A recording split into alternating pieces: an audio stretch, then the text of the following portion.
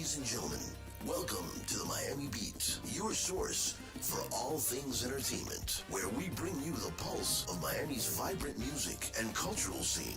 From the salty rhythms of salsa and merengue to the energetic beats of popular music, we've got it all covered. Join us as we take you on a journey through the city's hottest clubs, festivals, events, and introduce you to the talented artists and performers who make Miami the cultural capital of the South. So sit back and relax with the Miami Beat.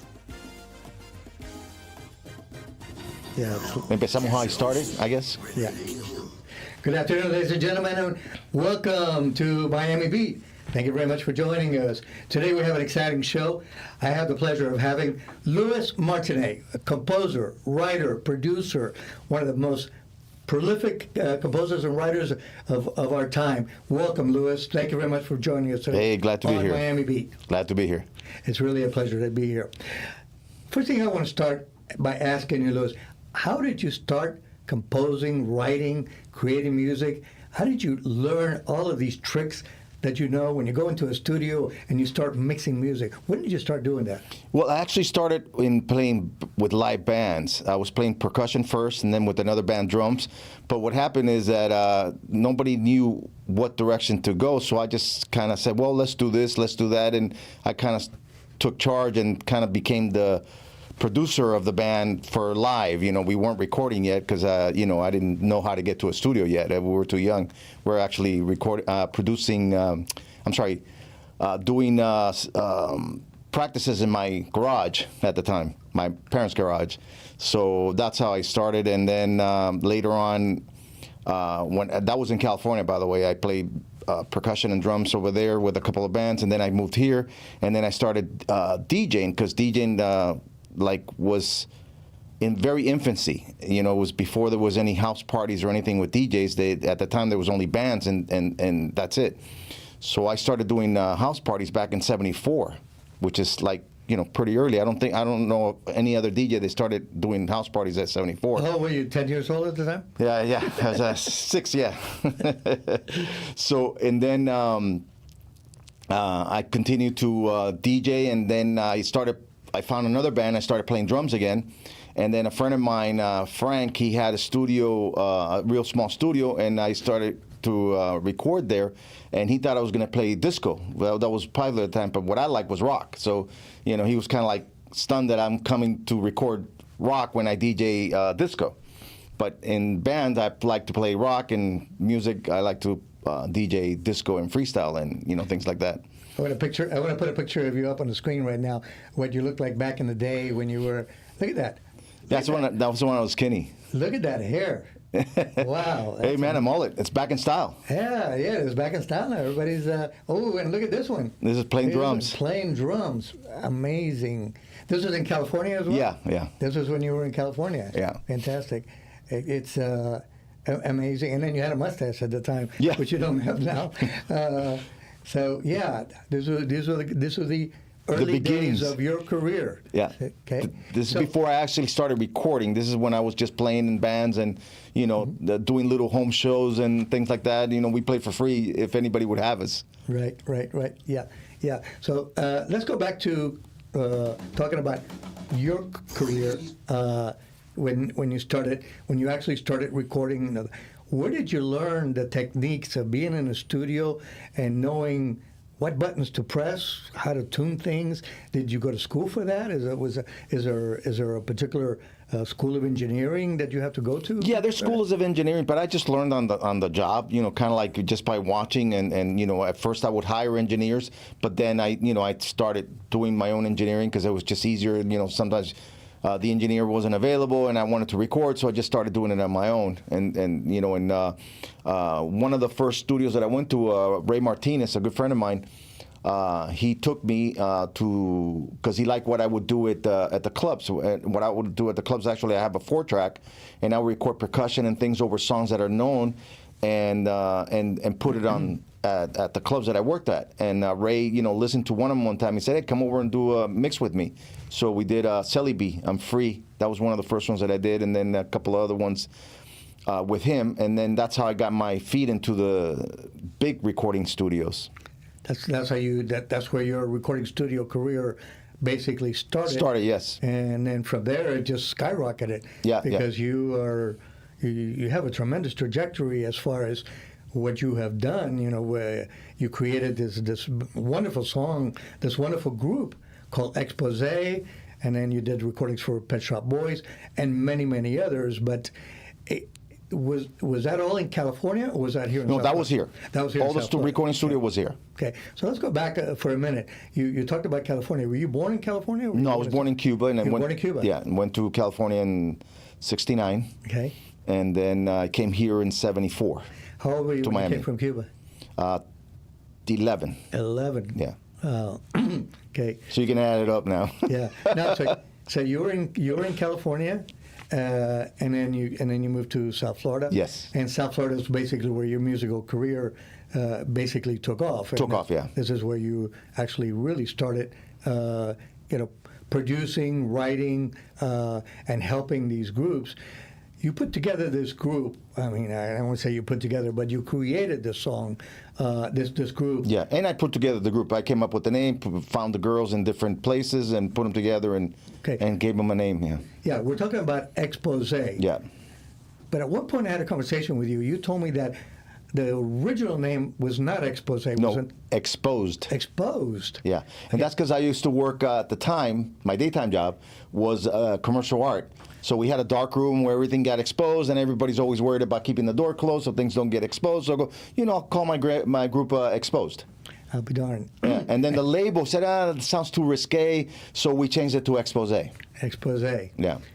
How did you find the talent? How did you go about putting together the talent? Going to clubs and looking for singers. At the time, there was a lot of bands in everywhere in Florida. There was probably 20, 30, 40 bars that had live bands. So I found one that way. The other one I found, Joy I found that way. The other one I found... well, let me go back to the beginning, actually, if we want to go there. Please. So the first three that I put together were actually Ali, Lori, and Sandra. Okay. And they were the original lineup. And then I found them, and we did Point of Return and put that out, and it was very successful. And then we did Exposed to Love, and then the label wanted to put out the album, so... Ali didn't want to do shows. Lori wanted to do her own thing. So did Sandra. She changed her name to Sanday. And so I said, well, if you guys want to go, I'll get 3 new girls. And the Expose actually told me about a girl in Jeanette who was in California singing with this group Seabreeze to listen to her because she sounded really good. She sounded a lot like Ali. So I went over there, signed her, and then I found Joya through a friend of mine, and found Ann to another friend of mine, and I put those 3 together for the second lineup, and then put Come Go With Me. So Point of Return, Exposed to Love with the first lineup, then Come Go With Me, and then on was with the second lineup. So how many songs altogether did you produce? For the first album, 10. For Expose? 10. For the 10. Wow. Yeah. It's amazing. Yeah. I mean, it's Expose. What year did Expose start? 84. 1984. 84, yeah. So from 1984 till today, you can go on YouTube and you can listen to these wonderful songs. Yeah. So it's amazing what you create or what you produce for these people. Yeah, But they just recently used it in a movie and a series in Netflix and a series in Amazon. So they use the songs pretty regularly. So the music lives on. Yeah. That's the beauty about what you do, Louis, and that is that what you create today is going to live in perpetuity, and it's wonderful to know that happens. Yes, yes. You know what I'd like to do? I'd like to ask our producer to cue up Point of No Return, Yeah. which is one of your first songs, and I'd like for the audience to listen to a little bit of it because I really love that song. That was a phenomenal song. Yeah. So would you cue that up, please? So that one went to number 5 on Billboard.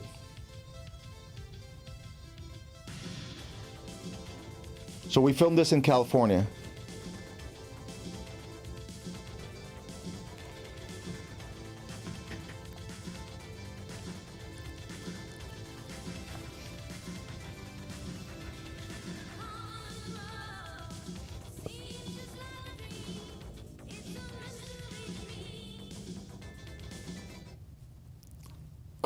So yeah, so Wow, that's a little bit of the point of return, and that was a great song. yeah. So that's still my best performing song. It plays more than any of my songs. That one's like the top performer on YouTube, Spotify, all those things. So at the point of no return, there was another song that you wrote, you produced, and you put together. Was it with the same group girls? Yeah, or with the original lineup, Ali, Alejandra, Lori Miller, and Sandra. Wow. Okay, and then we did another song that's called "Exposed to Love." Exposed to Love. Right, and then it's when I changed the lineup because the girls wanted to do their own thing, and we agreed to just change the lineup, and so I found 3 other girls and did the second lineup, and then the first song with the second lineup, like I said before, is "Come Go With Me."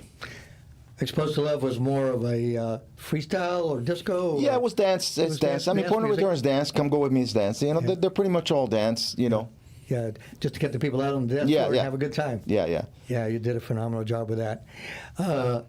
And then your group started to change. You changed the singers, Right. And you changed the repertoire, and you wrote a song called "Seasons Change," Right. which went to #1 on the Billboard charts. Correct. I went to #1, Billboard and BMI. And BMI. Yeah. And you won BMI Songwriter of the Year. Yeah, because of the songs that I wrote that year, I was actually on top of U2, Michael Jackson, George Michael, Prince. Yeah. So it's funny. All these artists are under me. Can you put that one image up that has that right there? Look at that.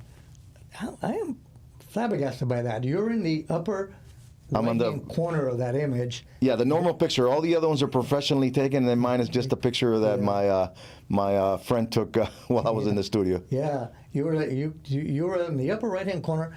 So there's Prince, U2, Michael Jackson, Debbie Gibson, George Michael, and Louis Martinee. Yeah. Yours truly. Wow. The top songwriters of the year. You made that list, and you were what, number 1? Number 1 on that list. Yeah.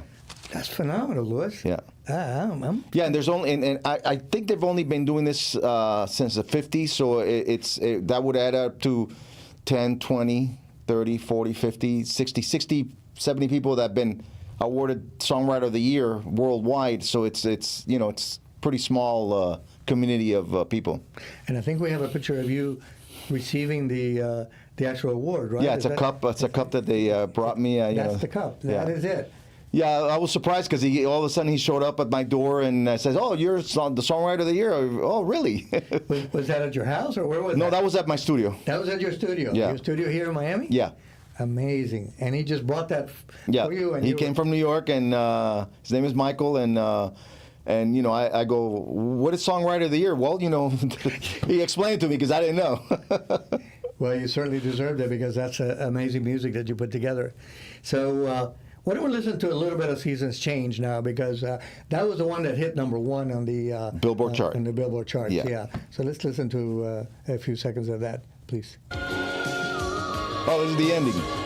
This is the ending?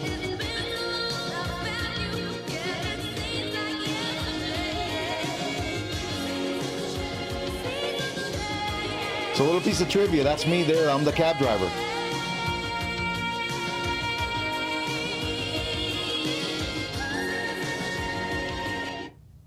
Yeah, so that was... So you had a cameo appearance in your video. In my own song, yeah.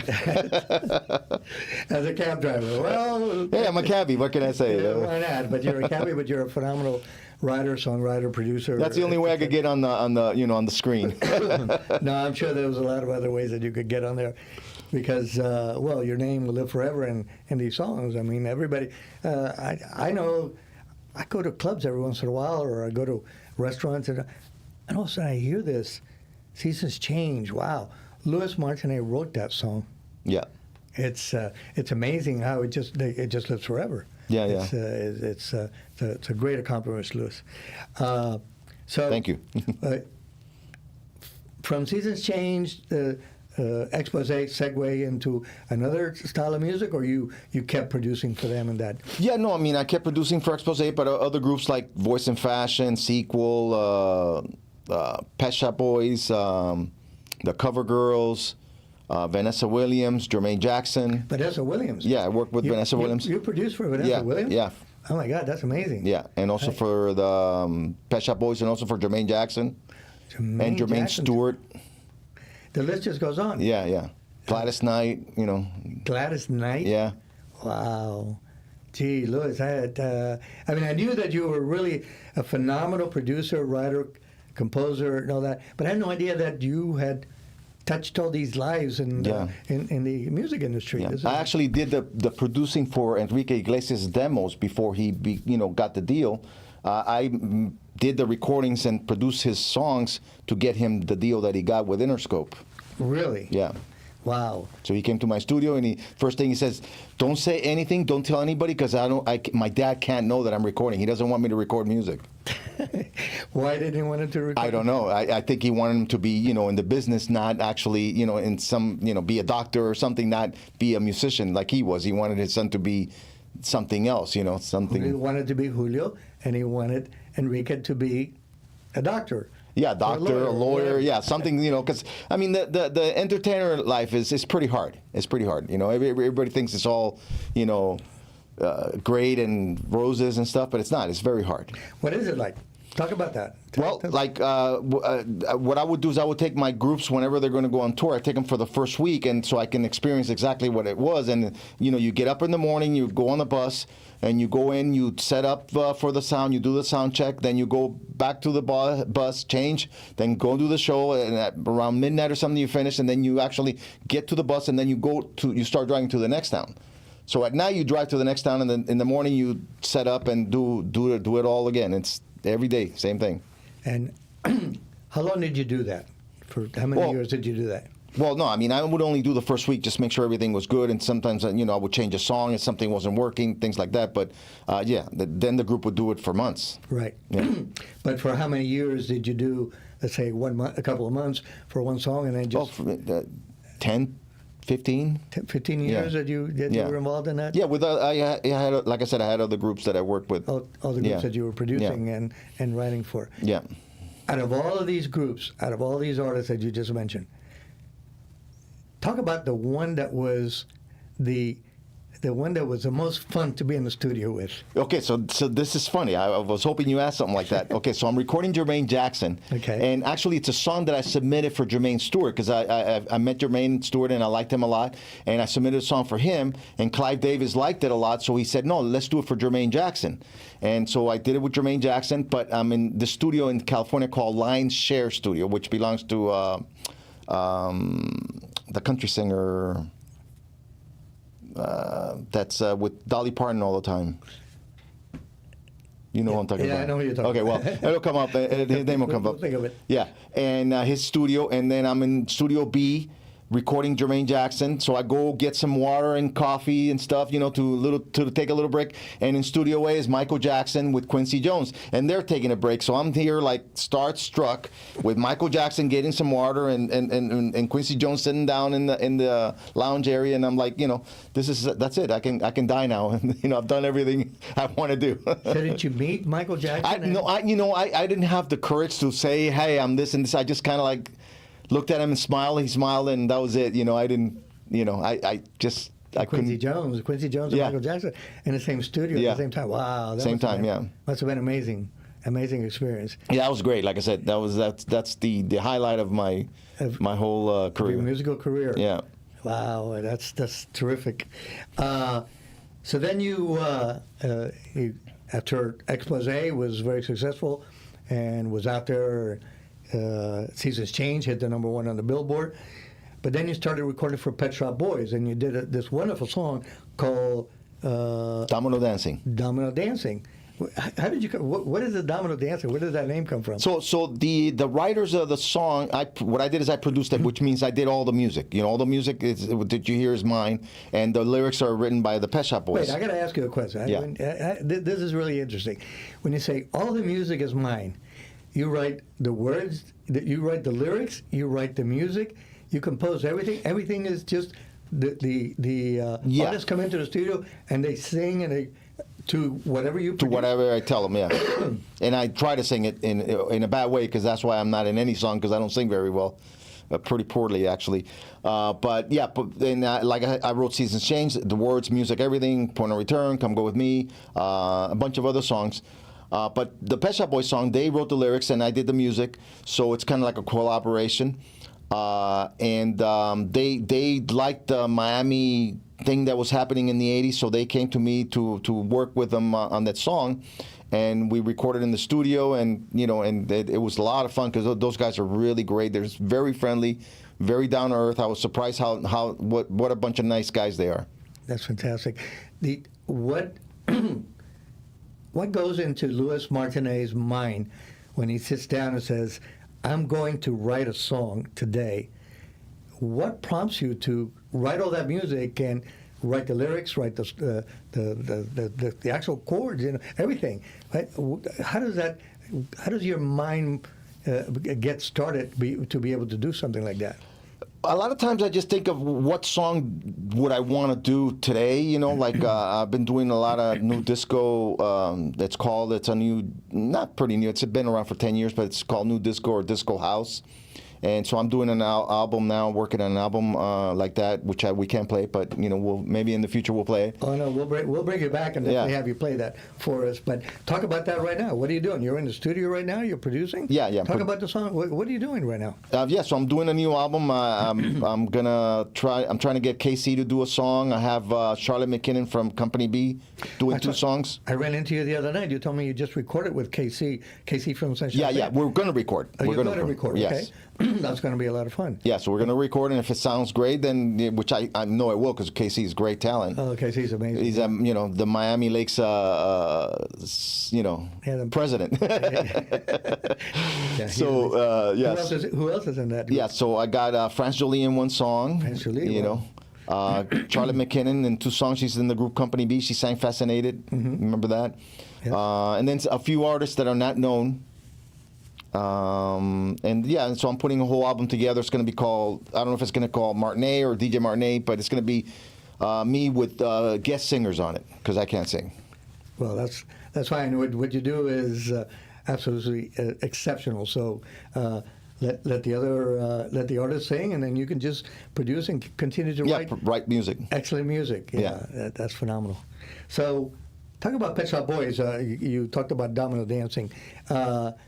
The actual name, was there anything had to do with the actual game of dominoes, or was no? They What they told me, because they wrote the lyrics, they told me is that they were at a vacation or something, and there were some either people taking care of the kitchen or something, and they were falling, and then somebody said, "Look, they're falling like domino dancing."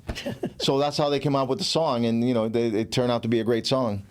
And They wrote the music, and you wrote the words, or no? They wrote the words. I did the music. You did the music. Yeah, and then we put it all together in the studio, and it was the first time that not me, but they had live brass and a lot of live instruments in their music, which they hadn't had before. I tend to like to use a lot of live instruments in my music. And this was in your studio here in Miami. Yeah. That's great. That's great. So if you can play a little bit, that would be great. If we play a little bit of domino dancing, so that the audience can enjoy it, then they can see what a wonderful song it is. Yeah. So the video was shot in Puerto Rico. Yeah. They said they went over there to shoot the video. They liked the scenery a lot. So the band doesn't actually come out in the video. It's just like an all concept video.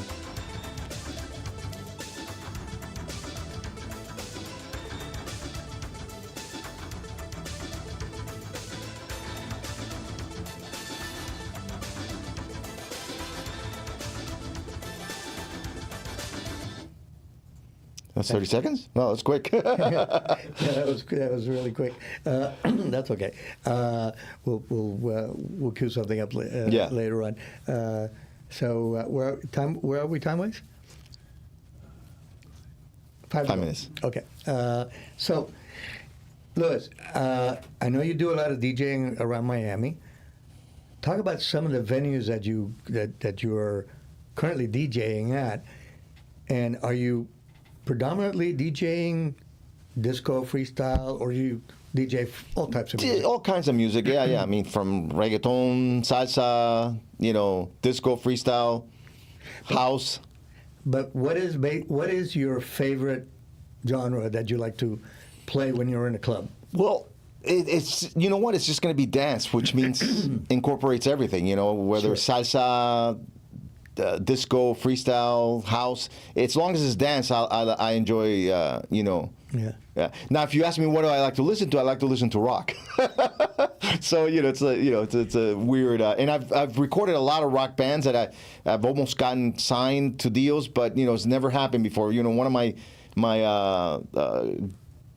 I guess goals to reach is to have a rock band finally signed and release something. Classic rock. Yeah, classic rock is what I like. Yeah. Classic rock is what you like. Yeah.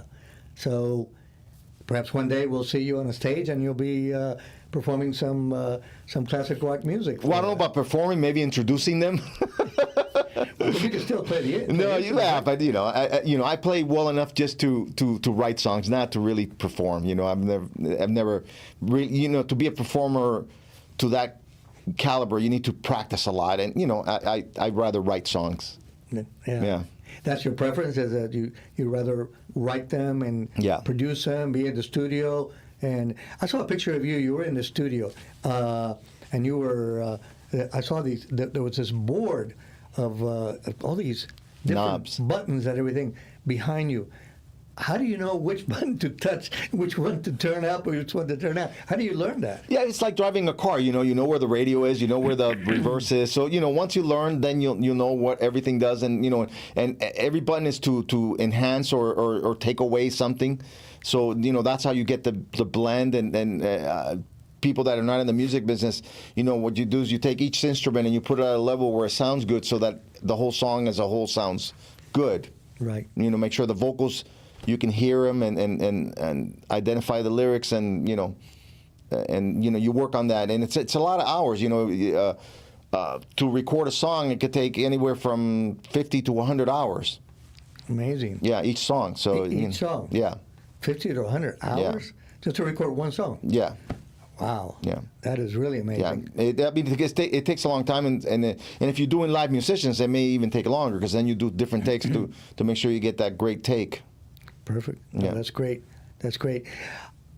How, when you're in a studio and you have all these instruments in front of you, and you're sitting there trying to mix music and try to mix everything, is that something that you prep for before you go in, or do you have to mentally prepare yourself to go in and say, okay, I know that this is going to be a great song, and I know that I'm going to mix it perfectly? Is it getting into a mindset? Yeah, you always get into a mindset. It's funny that you say that, because to me, every song that I do sounds great.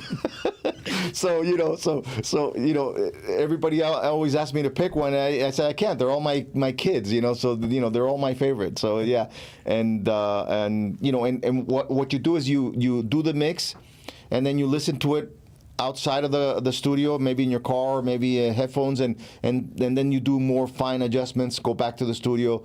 Sometimes you go back to. Sometimes I've gone back to the studio and re-recorded the whole thing because I didn't like how it sounded. Yeah, no, that I understand. Yeah. Do you ever, before you finalize a song, do you ever share it, like with your wife or with friends and relatives or anything, or is it just you? Is it just your ears that are listening to it? No, I share it because I want to see people's reaction. You want to get input from other people. people. I want to see people's reaction, see what they think. Yeah. Well, Louis, I can't thank you enough for joining us today at the Miami Beat. It's been really a pleasure having you here today. Thank you for having me. Learning about all your career and everything that you're doing.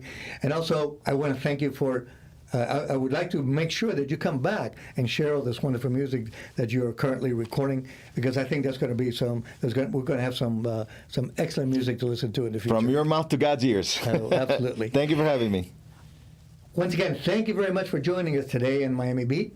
Next week, I have the pleasure of having Lauren Regal and Carlos Regal. Don't miss it. It's going to be a phenomenal show.